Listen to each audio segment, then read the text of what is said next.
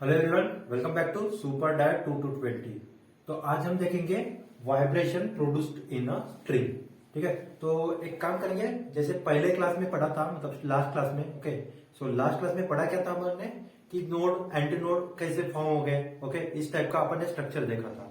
ठीक है, और उसके बाद उसकी फ्रीक्वेंसी भी कैलकुलेट की थी। ठीक है, तो अगर आपको वो समझ में नहीं आया तो ये समझ में जरूर आएगा। ओके, अगर ये समझ में आएगा तो वो समझ में आएगा।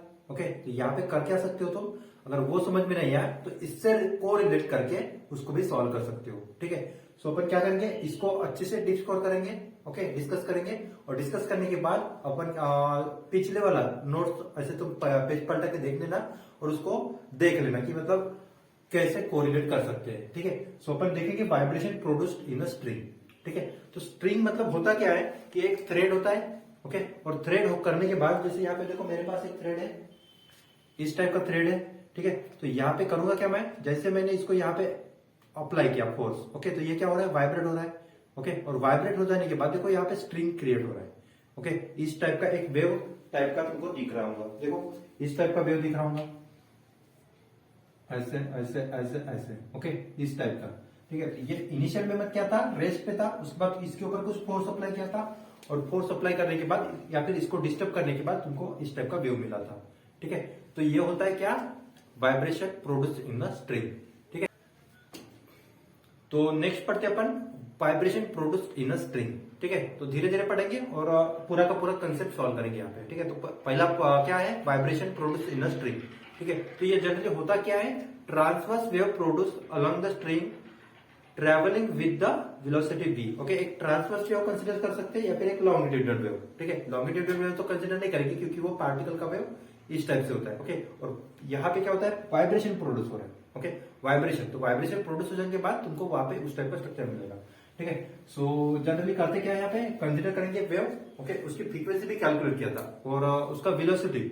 ओके, वेलोसिटी होता है v equal to under root T by M. Okay, under root T by M, इतना होता है इसका वेलोसिटी। ओके, ये होता है वेलोसिटी का रिलेशन। वेलोसिटी मतलब ये देखो टेंशन के ऊपर प्रोपोर्शनल है, उसके बाद मास के ऊपर इनवर्सली प्रोपोर्शनल है। ठीक है, तो जैसे यहाँ पे देख रहे हो, स्ट्रिंग देख रहे हो, स्ट्रिंग पे क्या करेंगे अपन, एक टेंशन अप्लाई करेंगे और टेंशन पे अप्लाई करने के बाद जितना ज्यादा टेंशन रहेगा उतना ज्यादा उसकी वेलोसिटी रहेगी। ओके, और जितना उसका कम मास या फिर ज्यादा मास रहेगा तो उसकी वेलोसिटी कम रहेगी। ठीक है, सो यहाँ पे उसका जो लेंथ है, ओके, लेंथ तो इसके ऊपर डिपेंड, मतलब इनवर्सली प्रोपोर्शनल होता है। ओके, जो इसका वेलोसिटी है वो, और जो क्या बोलते हैं इसको, velocity is inversely proportional to the under root of mass. Okay, तो इसका मास कितना है, कम से कम होगा। ओके, तो कम मास है इसलिए यहाँ पे ज्यादा से ज्यादा वेलोसिटी प्रोड्यूस कर रहे हैं। ठीक है, सो देखो यहाँ पे ऐसे टेंशन अप्लाई करूंगा और टेंशन अप्लाई करने के बाद वो वाइब्रेट होना स्टार्ट कर देगा। ठीक है, सो करते क्या डिस्कस इसमें, एक फंडामेंटल मोड। ओके, उसके बाद डिफरेंट डिफरेंट टाइप के मोड भी आता है, वो भी डिस्कस कर सकते हैं अपन यहाँ पे। ठीक है, सो जो वेलोसिटी है मैं इसको यहाँ पे लिखता हूँ, v equal to under root T by M. Okay, इसको ऐसे भी लिख सकते हो, इसको दिया मैंने इक्वेशन नंबर 1। ठीक है, तो धीरे धीरे करते क्या अपन एक एक मोड डिस्कस कर लेते हैं। सबसे पहला मोड होता है फंडामेंटल मोड। ठीक है, फंडामेंटल मोड मतलब कौन सा, lowest frequency with which a string vibrate. Okay, मतलब जहां पर जितनी कम से कम फ्रीक्वेंसी अप्लाई करेंगे, ओके, और वो कम से कम फ्रीक्वेंसी को क्या बोलेंगे अपन, फंडामेंटल फ्रीक्वेंसी। ओके, और उस मोड को क्या बोलेंगे, फंडामेंटल मोड बोलेंगे। ठीक है, सो पहला देखते हैं मोड, फंडामेंटल मोड। ओके, या फिर फंडामेंटल फ्रीक्वेंसी बोल सकते हैं, फंडामेंटल मोड। ओके, ये वाला। ओके, तो सबसे पहले फंडामेंटल मोड पढ़ेंगे, उसके बाद जो फर्स्ट ओवरटोन है, सेकंड ओवरटोन है, वो भी पढ़ेंगे। ठीक है, तो सबसे पहले फंडामेंटल मोड। तो फंडामेंटल मोड क्या है यहाँ पे, द लोवेस्ट फ्रीक्वेंसी। ओके, मतलब जो कम से कम फ्रीक्वेंसी हो जाएगी। ठीक है, सो कम से कम फ्रीक्वेंसी जितनी अप्लाई करेंगे, ओके, उसके बाद अप्लाई करने के बाद स्ट्रिंग वाइब्रेट होना स्टार्ट कर देगा। ओके, तो उस फ्रीक्वेंसी को क्या बोलेंगे अपन, fundamental frequency. Okay, fundamental frequency बोलेंगे और उस मोड को क्या बोलेंगे, फंडामेंटल मोड। ओके, जिससे अपन यहाँ पे एक फिगर भी ड्रॉ कर लेंगे और उसको अच्छे से समझेंगे। ठीक है, तो यहाँ पे कंसिडर क्या करते हैं अपन, एक लेंथ कंसिडर कर सकते हैं जो स्ट्रिंग का लेंथ होता है। ओके, तो यहाँ पे लिख सकते हैं अपन लेंथ यल इक्वल टू क्या है यहाँ पे, length of string, length of string. Okay, एक लेंथ कंसिडर करेंगे, लेंथ ऑफ स्ट्रिंग। ओके, उसके बाद यन, यन क्या है यहाँ पे, फ्रीक्वेंसी ऑफ फंडामेंटल मोड। ठीक है। सो वो भी कंसिडर कर सकते हैं, पर n equal to frequency of fundamental mode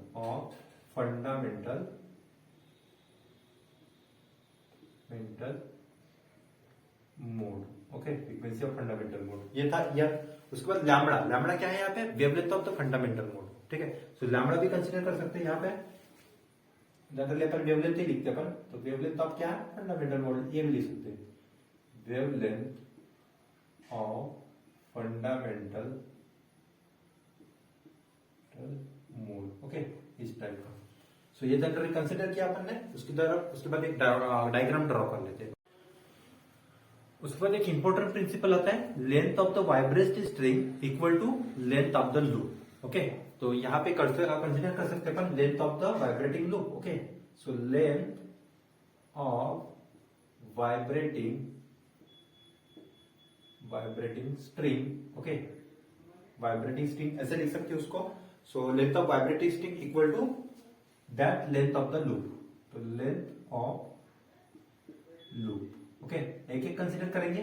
so सबसे पहले डायग्राम को कंसिडर करना पड़ेगा, ठीक है। सो यहाँ पे एक बाउंड्री बना देंगे, ओके, बाउंड्री बना लेंगे इसमें, ओके। उसके बाद जो स्ट्रिंग है, स्ट्रिंग मान लेते तुम्हारे इस टाइप का, वो वाइब्रेट कर रहा है, ओके, ऊपर भी और नीचे भी वाइब्रेट कर रहा है, ठीक है। तो यहां से लेके यहां तक का डिस्टेंस काउंट करना पड़ेगा अपने को, ठीक है। सो यहां से लेकर का यहाँ तक डिस्टेंस मतलब कितना होता है, वो देखो कैसे सॉल्व करते हैं, ठीक है। जनरली एग्जाम में भी तुमको पूछ सकता है ये वाला, तो उसका लेंथ कैसे फाइंड आउट करेंगे। देखो इसमें एक साइनोसाइडल वेव कंसीडर कर रहा हूं मैं, एक साइनोसाइडल वेव कंसीडर कर रहा हूं, ठीक है। और जब साइनोसाइडल वेव कंसीडर किया था अपन ने, ठीक है, तो यहां से लेके यहां तक का पूरा डिस्टेंस कितना था, लैम्बडा, ओके। यहां से लेके यहां तक का डिस्टेंस कितना था, लैम्बडा, ठीक है। सो उसके बाद क्या करता हूं मैं, एक रिफ्लेक्टेड वेव वो भी ड्रॉ कर लेते अपन इस टाइप से, ठीक है। सो देखो यहाँ पे इस टाइप का डायग्राम तुमको, ये आधा अगर कंसिडर करूंगा मैं, तो यहाँ पे भी आधा ही दिख रहा है तुमको, ठीक है, यहाँ पे आधा ही दिख रहा है, ठीक है। और पहले जो क्लास में पढ़ा था अपन ने, क्लास में क्या हुआ था कि सिर्फ आधा कंसिडर किया था, ये वाला इस टाइप का डायग्राम बनाया था अपन ने क्लास में, ओके, इस टाइप का एक डायग्राम बनाया था। तो यहाँ पे क्या हुआ था कि सिर्फ ये इसका आधा, ओके, ये जो वेव है पूरा, ओके, पूरे वेव का मतलब आधा पार्ट यहाँ पे आया है, ओके। उसके बाद उससे भी आधा पार्ट मतलब इसमें आया था, ओके, इसमें आया था। तो यहाँ पे तुमने कैलकुलेट किया था उसी टाइप से, ठीक है। तो मैं क्या करता हूँ, ये वाला कंसिडर कर लेता हूँ, ठीक है। तो यहां से लेके यहां तक पूरा डिस्टेंस कितना है, लैम्बडा, ओके। तो यहां से लेके यहां तक का डिस्टेंस कितना होगा, यहां से लेके यहां तक डिस्टेंस लैम्बडा डिवाइडेड बाय 2, ठीक है। सो जो डिस्टेंस है उसको लेते हैं अपन यल, टोटल डिस्टेंस। उसके बाद अगर तुमने यहां से लैम्बडा मतलब उसका पाथ डिफरेंस कैलकुलेट किया, तो वो हो जाएगा लैम्बडा डिवाइडेड बाय 2, मतलब यहां से लेके यहां तक का डिस्टेंस तुमको मेजर करना है। सिमिलर टाइप का वेव तुमको यहाँ पे भी दिख रहा है, तो ये टोटल डिस्टेंस कितना होगा, L by 2, okay, lambda by 2, sorry, lambda divided by 2। तो लेंथ ऑफ द स्ट्रिंग कितना दिया है यहाँ पे, यल दिया है, और लेंथ ऑफ द लूप कितना, लैम्बडा डिवाइडेड बाय 2, ओके, इतना दिया। तो यहाँ पर लैम्बडा की वैल्यू कैलकुलेट कर सकते हो। सो लैम्बडा इक्वल टू क्या बनेगा, ट्वाइस एल, ये बनेगा लैम्बडा की वैल्यू, ओके। उसके बाद फ्रीक्वेंसी, ओके, उसके बाद क्या, wavelength, sorry, velocity and frequency and wavelength, इसके बीच में एक रिलेशन था, क्या था, v equal to N lambda, v equal to N lambda, okay. उसके बाद यहाँ पे फंडामेंटल फ्रीक्वेंसी कैलकुलेट करना है अपने को, ओके, फंडामेंटल फ्रीक्वेंसी कैलकुलेट करना है। सो अपने को एन की वैल्यू कैलकुलेट करना है, तो v डिवाइडेड बाय लैम्बडा और यहाँ पे एन, ओके। इक्वेशन 1 में कैलकुलेट क्या किया था अपन ने, v की वैल्यू कैलकुलेट किया था, तो यहाँ पे v की वैल्यू पुट कर देते हैं, ठीक है। सो v की वैल्यू क्या है, under root T by M, okay, divided by lambda की वैल्यू अभी कैलकुलेट किया था, twice L, okay, equal to M, ठीक है। सो यही है यहाँ पे फंडामेंटल फ्रीक्वेंसी, ओके। इसको सिंप्लीफिकेशन कर सकते हो तुम, तो सिंप्लीफिकेशन करने के बाद देखो यहाँ पे ऐसे इस टाइप का बनेगा, 1 by twice L under root T by M, okay, इतना। तो ये था fundamental frequency, okay, fundamental frequency. देखो यहाँ पे मैं डायग्राम कंसिडर कर रहा, और डायग्राम कंसिडर करने के बाद मुझे फंडामेंटल फ्रीक्वेंसी मिल गया, ठीक है। उसके बाद क्या कैलकुलेट करेंगे, first overtone, okay, first overtone यानी सेकंड हार्मोनिक्स, ओके। तो ये है फंडामेंटल फ्रीक्वेंसी। उसके बाद क्या कैलकुलेट करेंगे अपन, फर्स्ट ओवरटोन, उसके बाद सेकंड ओवरटोन, ठीक है। उसके बाद वो पीक वाला मतलब नंबर ऑफ वेव यहाँ पे अगर फॉर्म हो रहा है तो उसको भी कैलकुलेट कर सकते हैं यहाँ पे, ठीक है। तो ये था फंडामेंटल फ्रीक्वेंसी। तो नेक्स्ट पढ़ते हैं अपन। यहाँ पे देखो मैंने शॉर्टकट में समरी के लिए क्या किया, यहाँ पे डायरेक्टली उसको लिख दिया। ठीक है, तो जब यहाँ पे इस टाइप का तुमको अगर स्ट्रिंग मिल जाएगा, ओके, इस टाइप का अगर स्ट्रिंग मिलता है तो तुम्हारी फ्रीक्वेंसी कितनी हो जाएगी, 1/2 under root T by M. Okay, तो यहाँ पे मिनिमम डिस्प्लेसमेंट है उसको बोलेंगे अपन नोड पॉइंट। ओके, और यहाँ पे मैक्सिमम एम्पलीट्यूड है उसको बोलेंगे अपन, क्या बोलेंगे इसको, एंटी नोड पॉइंट। ठीक है, सो सेकंड देखते हैं अपन। सेकंड में क्या है, फर्स्ट ऑर्डर कैलकुलेट करना है, या फिर उसको क्या बोल सकते हैं, सेकंड हार्मोनिक भी बोल सकते हैं। ठीक है, सो सिमिलरली इसको भी वैसे कंसीडर करेंगे। L is the length of the string, N is the frequency of the fundamental mode, lambda is the wavelength of fundamental mode, उसके बाद length of vibrating string equal to length of the loop. Okay, तो first में क्या हुआ था, इस type का wave form हुआ था। ओके, अभी सेकंड टाइम तुम वाइब्रेट करना स्टार्ट कर दोगे। ओके, उसके बाद अगर फ्रीक्वेंसी बढ़ा देते हैं, ठीक है, सो इस टाइप का ग्राफ तुमको यहाँ पे मिलेगा। ओके, स्ट्रीम मतलब यहाँ पे देखो इस टाइप को 2 लूप आ जाएंगे। ओके, इस टाइप का 2 लूप यहाँ पे तुमको दिख जाएंगे। ठीक है, सो जनरली मतलब देखो यहाँ पे इस टाइप का साइनोसाइडल वेव ड्रॉ किया था अपन ने। ठीक है, तो तुमको यहाँ पे साइनोसाइडल वेव दिख रही है, तो यहां से लेके यहां तक का डिस्टेंस कितना होगा, लैम्बडा ही हो जाएगा ना। ओके, तो यहां से लेके यहां तक का डिस्टेंस कितना होगा, लैम्बडा। ओके, ये हो जाएगा लैम्बडा। उसके बाद यहाँ पे लेंथ ऑफ द स्ट्रिंग ये हो जाएगी L. Okay, so length of the vibrating string कितना हो जाएगा यहाँ पे L. Okay, length of the vibrating string कितना हो जाएगा यहाँ पे एल। ओके, उसके बाद लेंथ ऑफ द लूप कितना हो गया, लैम्बडा। ओके, सो सिमिलरली अपन पुट करेंगे इसमें लैम्बडा 1 या फिर लैम्बडा 2 भी बोल सकते हैं इसमें। सो लैम्बडा 1, सो ये हो जाएगा। उसके बाद ये frequency, sorry velocity, frequency and wavelength. Okay, इसके बीच में एक रिलेशन था, कौन सा, v equal to N lambda. तो यहाँ पे v equal to N lambda लिखेंगे। ओके, n1 लिखते हैं क्योंकि अपन को क्या कैलकुलेट करना है, फर्स्ट ओवर टू कैलकुलेट करना है। ठीक है, सो n1 बन जाएगा। सो n1 की वैल्यू क्या बनेगी, v by lambda equal to n1। Okay, उसके बाद v की वैल्यू यहाँ पे दिया है under root T by M, तो यहाँ पे पुट कर देते हैं T by M divided by lambda. Lambda की वैल्यू कितने दिया यहाँ पे, L equal to n1। Okay, उसके बाद क्या करता हूं मैं, यहाँ पे 2 से मल्टीप्लाई भी कर लेता हूँ और 2 से डिवाइड कर लेता हूँ। ठीक है, सो सिंप्लीफिकेशन के लिए आ जाएगा वो बस। सो ट्वाइस और ट्वाइस को मल्टीप्लाई और डिवाइड कर दिया। ठीक है, उसके बाद देखो यहाँ पे इतनी वाली टर्म, ये जो टर्म है ये वाली, ये जो term T by M under root sorry twice L, यही टर्म बन जाएगी फंडामेंटल फ्रीक्वेंसी। तो इसकी जगह तुम फंडामेंटल फ्रीक्वेंसी लिख सकते हो ना। सो यहाँ पे ट्वाइस क्या बनेगा, n1, और sorry twice n equal to n1। ठीक है, तो जब तुम फर्स्ट ओवर टर्म कैलकुलेट कर जाओगे तो ट्वाइस n आ जाएगा n1 की वैल्यू। ओके, तो ये को देखो यहाँ पे इसको मैं समराइज भी कर लेता हूँ। समराइज करने के लिए n1 की वैल्यू कितनी आई थी, ट्वाइस n। ओके, और ट्वाइस n मतलब कितना हो गया, इतना ही हो गया ना, twice 1 by twice L under root T by M. तो यहाँ पे इतनी फ्रीक्वेंसी आई थी। सिमिलरली यहाँ पे भी वैसे बोल सकते हो, यहाँ पे मिनिमम एम्पलीट्यूड है, यहाँ पे भी मिनिमम एम्पलीट्यूड है, और यहाँ पे भी मिनिमम एम्पलीट्यूड है। ठीक है, तो जहां पे भी मिनिमम एम्पलीट्यूड रहेगा वो हो जाएगा नोड वाला पॉइंट, और जहां पे मैक्सिमम एम्पलीट्यूड दिख रहा है ये वाला, ओके, तो ये बन जाएगा उसका एंटी नोड पॉइंट। ठीक है, तो ये कौन सा हो गया, यहाँ पे ये कौन सा हो गया, फर्स्ट ओवरटर्न या फिर सेकंड हार्मोनिक बोल सकते हैं। ठीक है, उसके बाद कंसीडर क्या करते हैं अपन, थर्ड वाला कंसीडर कर सकते हैं। ओके, तो थर्ड में क्या हो जाएगा, यहाँ पे सेकंड ओवरटोन आ जाएगा। ओके, और यहाँ पे थर्ड हार्मोनिक्स। ठीक है, सो यहाँ पे बनेगा कौन सा, second overtone and third harmonics, इतना आएगा। ओके, सिमिलरली इसको भी कट कर देते अपन और फिर कैलकुलेट करते फिर से। ओके, सो यहाँ पे भी वैसे कंसिडर करेंगे। ओके, सो यहाँ पे अभी 2 लूप फॉर्म हो गए। ओके, और थर्ड में क्या हो जाएगा, 3 लूप वहां पे आ जाएंगे। ओके, सो इस टाइप का ग्राफ, मतलब जो डायग्राम है वो इस टाइप का बनेगा तुम्हारा, इस टाइप का। ओके, 3 लूप दिख रहे हैं अपने को। ठीक है, 3 लूप दिख रहे हैं। तो यहाँ पे इसका अगर लेंथ कैलकुलेट करना है, ओके, तो यहाँ पे गड़बड़ कर सकते हो। ठीक है, तो सबसे पहले यहाँ पे कितना डिस्टेंस था, लैम्बडा डिवाइडेड बाय 2। ठीक है, सो अपन वही कंसिडर करते हैं। तो ये जो छोटा सा डिस्टेंस है यहाँ पे लैम्बडा डिवाइडेड बाय 2 आ जाएगा। ये वाला लेंथ है लैम्बडा डिवाइडेड बाय 2 लिखेंगे। ओके, यहाँ पे लेंथ है लैम्बडा डिवाइडेड बाय 2 लिखेंगे, और तीनों को जब ऐड करेंगे, ओके, तीनों को जब ऐड करेंगे तो कितना होगा, 3 लैम्बडा डिवाइडेड बाय 2। मतलब जो लेंथ ऑफ द स्ट्रिंग है, okay, L length of the vibrating string कितना एल रहेगा, और लेंथ ऑफ द लूप कितना है 3 लैम्बडा डिवाइडेड बाय 2 इतना आएगा। तो यहाँ पे बनेगा 3 लैम्बडा डिवाइडेड बाय 2। ओके, इतना आएगा। उसके बाद अगर मुझे लैम्बडा की वैल्यू कैलकुलेट करना है तो क्या बनेगा, twice L divided by 3 equal to lambda. Okay, उसके बाद सिमिलरली वही इक्वेशन पुट करके velocity equal to N lambda. Okay, so N की वैल्यू फाइंड आउट करना है। यहाँ पे देखो सेकंड क्या, तो यहाँ पे मैं सेकंड लिखता हूँ। Okay, so v divided by lambda. ठीक है, फिर लैम्बडा की वैल्यू इसमें पुट करके, और v की वैल्यू कितना है t डिवाइडेड बाय m, और डिवाइडेड बाय यहाँ पे क्या कितना है twice L divided by 3 equal to n2। Okay, इतना आ जाएगा। ओके, इसको फिर सॉल्व करते हैं अपन। 3 अंडर रूट सॉरी कितना 1 बाय ट्वाइस एल लिखते अपन, twice L under root t by m equal to n2।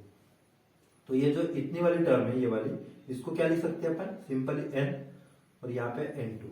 ठीक है, तो जब ये वाला केस बना था तो वहां पे फ्रीक्वेंसी कितना था, यहाँ पे n2 equal to thrice n, यानी कितना 3 by 2 twice l। Okay, under root t by m इतना बना था। ठीक है, अगर मुझे फोर्थ वाला केस लेना है, ठीक है, देखो यहाँ पे इस टाइप का डायग्राम बन सकता है। सो 1 2 3 4 और यहाँ पे इतना।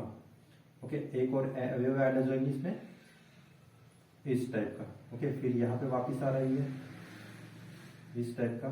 ओके, इस टाइप का बनेगा। सो 1 2 3 4 5। ओके, सॉरी कितना 4 आना चाहिए इसमें, तो 4 इतने यहाँ पे आ रही है। सो इसको ज्वाइन कर लेते हैं यहाँ पे। तो 1 2 3 4 बन गया। तो 4 में भी वैसे डिस्टेंस कैलकुलेट करेंगे, lambda divided by 2, lambda divided by 2, lambda divided by 2, lambda divided by 2। Okay, फिर इसको जब सॉल्व करेंगे तो यहाँ पे फ्रीक्वेंसी बनेगी n3 equal to 4 times n, इतना बनेगा। ओके, उसके बाद देखो एक एक से बढ़ रहा है ना यहाँ पे। ठीक है, तो यहाँ पे अगर नंबर ऑफ वेव होते हैं, ओके, नंबर ऑफ स्ट्रिंग होते हैं या फिर नंबर ऑफ वेव होते हैं, लूप होते हैं, तो वहां पे फ्रीक्वेंसी कितनी होगी, तो यहाँ पे जनरल फार्मूला बन सकता है पी। ओके, मतलब पी वाली जो लूप है वो अगर कैलकुलेट करना है तो वहां पे क्या करना पड़ेगा तुमको, p प्लस 1 इंटू n। ठीक है, तो एक ट्राई कर सकते हैं अपन, थर्ड वाले के लिए कैलकुलेट कर सकते हैं। तो यहाँ पे n3 इक्वल टू p की वैल्यू कितना किया था अपन ने, 3 पुट किया था, तो 3 प्लस 1 मल्टीप्लाइड बाय n, तो यहाँ पे कितना बनेगा 4n। ठीक है, n3 के लिए कितना बना था 4n बन गया ना। ठीक है, सो ये बनेगा जनरल एक्सप्रेशन किसके लिए, जो भी तुमको फ्रीक्वेंसी कैलकुलेट करना है तो। ओके, सो ये था सेकंड ऑर्डर, उसके बाद थर्ड ऑर्डर, तो ऐसे ऐसे वो फॉर्म होते जाएंगे। ठीक है, सो यहाँ पे देखो उसके बाद एक कंसेप्ट डिस्कस किया था उसने कि लॉ ऑफ वाइब्रेटिंग स्ट्रिंग। ठीक है, लॉ ऑफ वाइब्रेटिंग स्ट्रिंग, तो लॉ ऑफ वाइब्रेटिंग स्ट्रिंग होते क्या है, देखो यहाँ पे ये वाला रिलेशन है, वेलोसिटी किसके ऊपर प्रोपोर्शनल है, अंडर रूट टी के ऊपर। ओके, अंडर रूट टी के ऊपर। ओके, और वेलोसिटी इनवर्सली प्रोपोर्शनल किसके ऊपर है, अंडर रूट एम के ऊपर। ठीक है, सो ये भी वहां पे डिस्कस कर सकते हैं, जो वेलोसिटी किसके ऊपर प्रोपोर्शनल है, टी के ऊपर। उसके बाद वेलोसिटी किसके प्रोपोर्शनल, इनवर्सली प्रोपोर्शनल है मास के ऊपर। ओके, उसके बाद एक रिलेशन डिस्कस करते हैं यहाँ पे, कौन सा, वही फंडामेंटल फ्रीक्वेंसी अगर ले लिया मैंने n। ओके, n अगर कंसिडर कर लिया, n अगर कंसिडर कर लिया मैंने, ठीक है, तो n इक्वल टू कितना दिया है 1 by twice L under root T by m। तो यहाँ पे फ्रीक्वेंसी किसके प्रोपोर्शनल है, अंडर रूट टी के ऊपर।